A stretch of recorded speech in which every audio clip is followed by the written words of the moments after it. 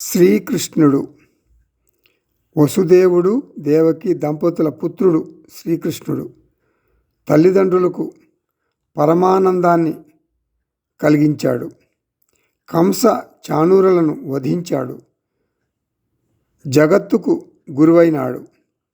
కృష్ణ పరమాత్మ శాస్త్రంలో చెప్పిన 3 విధులను సక్రమంగా నిర్వహించాడు. ఏమిటవి? తల్లిదండ్రులకు సేవ చేసి తల్లిదండ్రుల జన్మను ధన్యం చేశాడు. కంస చాణూర రాక్షసులను వధించి దేశానికి మేలు చేశాడు.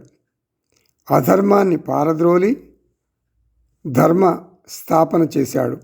పరిత్రాణాయ సాధూనాం వినాశాయ చ దుష్కృతాం ధర్మ సంస్థాపనార్థాయ సంభవామి యుగే యుగే.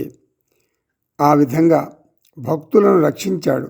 అంతేకాదు, అర్జునుడికి భగవద్గీతను బోధించాడు.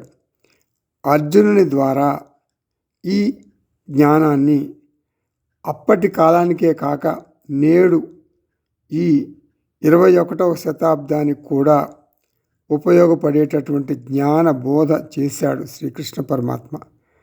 5000 సంవత్సరాల క్రితం చెప్పినటువంటి కృష్ణ బోధ భగవద్గీత ఇప్పటికీ మనకు పనికి వస్తుంది.